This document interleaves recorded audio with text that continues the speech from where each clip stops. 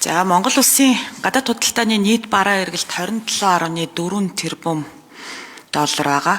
За үүний 97% нь уул уурхай 93% нь уул уурхай бүтээгдэхүүн, 7% нь уул уурхай бус бүтээгдэхүүн байгаа нь л одоо манай эдийн засгийн бас гол сорилт болчиход байна.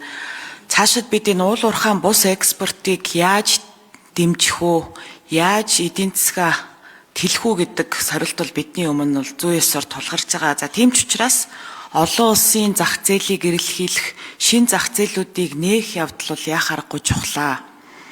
Нөгөө талаасаа энэ Евразийн эдийн засгийн холбоотой төр хэлцээр байгуулах асуудал дээр бол би өмнө ч гэсэндээ энэ асуудал анх орж ирэхэд удаа дараа энэ болгоомжлонгүй байр суурийг бол илэрхийлж ирсэн.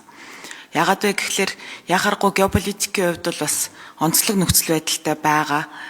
Тэр утгаараа бол энэ төр хэлцээр цагаа олсон уу юу гэдэг асуудал бол зайлшгүй тулгарч байгаа.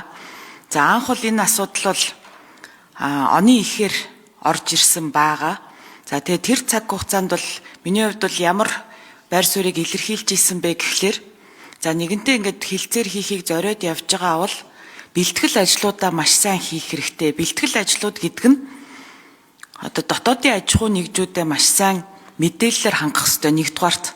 Хоёрдугаарт тэр тээвэр логистикийн дэд бүтэц за тэгээд одоо энэ экспортод бараа нийлүүлэх тэр чадварыг бас эзэмшүүлэх хэрэгтэй.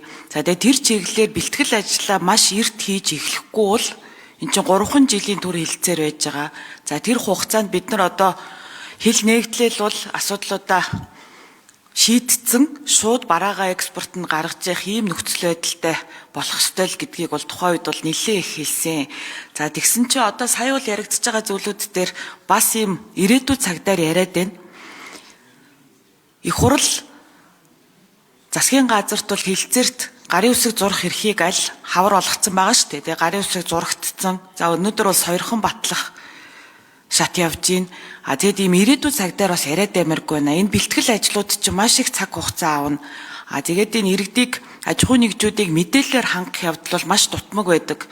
За тийм ч учраас бид одоо анх Японтой хэлцээр байгуулах үед бол энэ дээр бас маш их алдаанууд гарч исэн.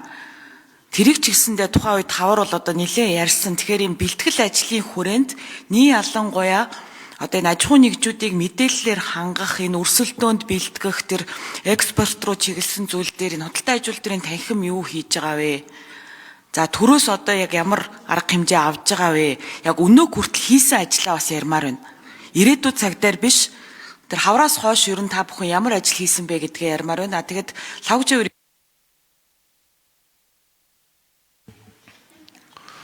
За энэ дэрийн 4-р микрофон худалдаа ажилтны танхимын ерөнхийлөгч Лавж.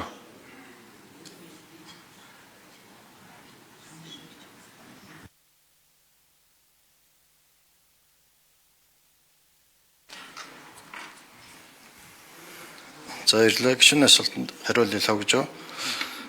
Олон нийт хамт мэдээллийн асуудаг бол хэд хэдэн уншат арга хэмжээнүүд бол тавигдсан байгаа.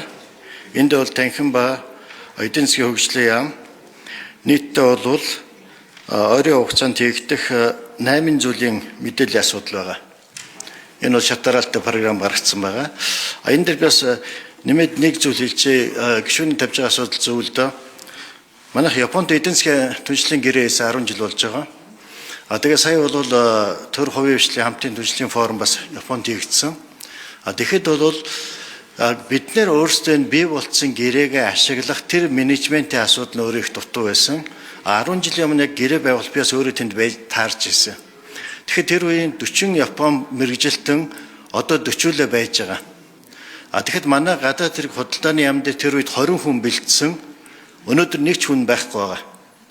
Тэгээ өндөр бол Япон Монголын түншлэлийн яг гэрээн дээр хариуцсан мэрэгчлэн төрийн тасралтгүй институт ажиллах тэр процесс байхгүй болсон. Манай танхим дээр бол энэ гэрээн дээр аль алин дээр нэг өөрсдийн талаас үйлчилгээний хэсгүүдэд бол оролцдог. Зарим бүлэг хэсэгт. Тэр бол манай танхим дээр тасралтгүй явагдаж байгаа. Баярлалаа.